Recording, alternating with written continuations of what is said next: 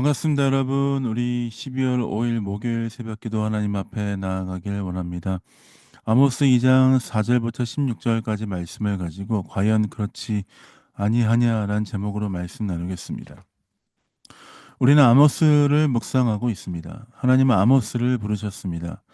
그리고 아모스에게 말씀을 주시지요. 사실 아모스는 평범한 목자였고 뽕나무를 재배하던 사람이었으나 하나님이 말씀을 맡기시니 그 은혜를 나누게 되었습니다. 그렇게 아모스는 이방 나라들의 죄에 대해서 꼬집고 열거합니다. 하나님의 심판의 말씀을 나누었습니다.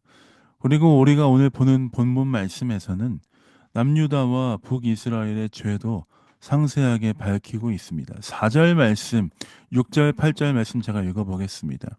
여호와께서 이와 같이 말씀하시되 유다의 서너 가지 죄로 말미암아 내가 그 벌을 돌이키지 아니하리니 이는 그들이 여호와의 율법을 멸시하며 그 율례를 지키지 아니하고 그의 조상들이 따라가던 거짓 것에 미혹되었음이라.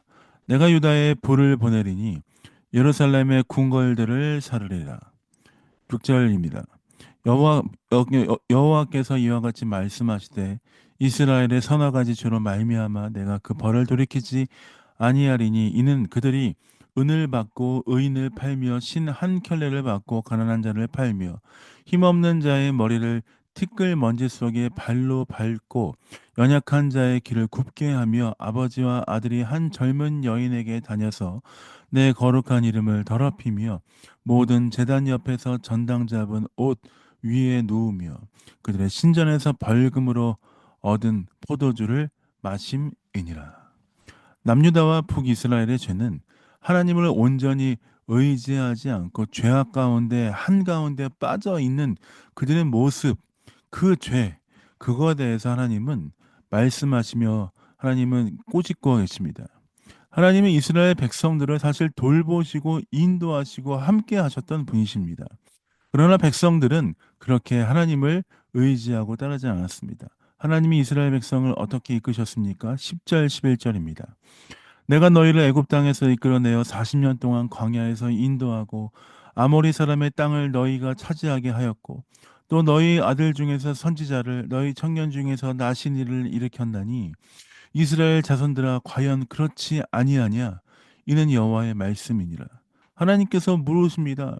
내가 너희를 광야에서 이끌어내고 아모리 사람의 땅을 주고 내가 너희를 그렇게 이끌었는데 과연 그렇게 이끌었는데 너희는 이것들을 기억하지 못하느냐라고 말씀하시죠. 그러면서 하나님은 12절 말씀을 통해서 다시 한번 그들의 행위에 대해서 비판하고 계십니다.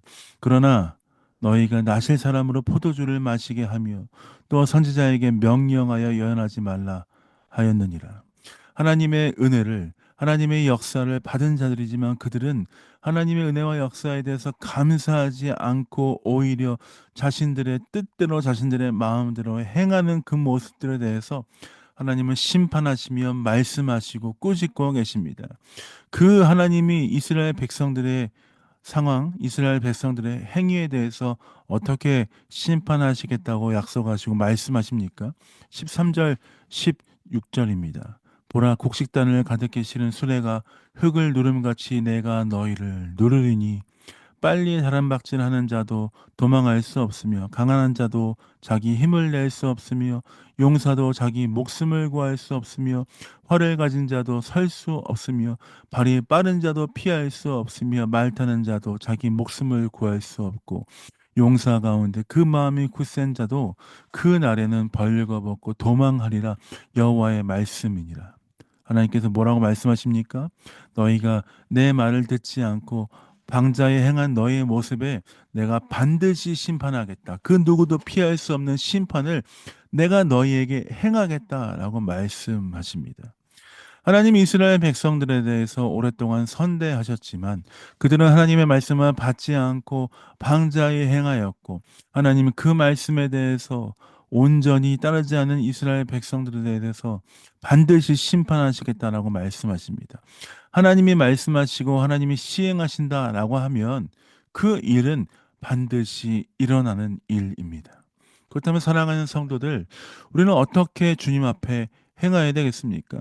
우리가 이스라엘 백성처럼 죄를 행하고 있지 않습니까? 그 누구도 완전한 사람이 없습니다. 그 누구도 깨끗한 사람이 없습니다. 하나님 앞에서 범죄하고 하나님을 떠나며 하나님의 뜻 가운데 거하지 못하는 때가 얼마나 많습니까? 그때 우리는 어떻게 해야 됩니까? 이스라엘 백성처럼 뻔뻔하게 있지 말고 도망가지 말고 하나님 앞에 온전히 회개하며 그 은혜를 구하며 그 뜻을 구하는 사람이 되어야 한다는 것입니다. 사랑하는 베를린 영광교회 성도 여러분, 우리의 삶이 그런 삶이 되길 원합니다. 우리가 주님을 온전히 의지하고 따라가는 삶이 되길 원합니다. 혹시 우리 삶 가운데 죄악된 마음이 있다면, 혹시 우리 삶 가운데 연약한 마음이 있다면 그 마음들을 주께 돌이켜 다시 한번 우리를 새롭게 해달라고 주 앞에 간구하는 마음으로 주 앞에 나아가야 할 줄 믿습니다.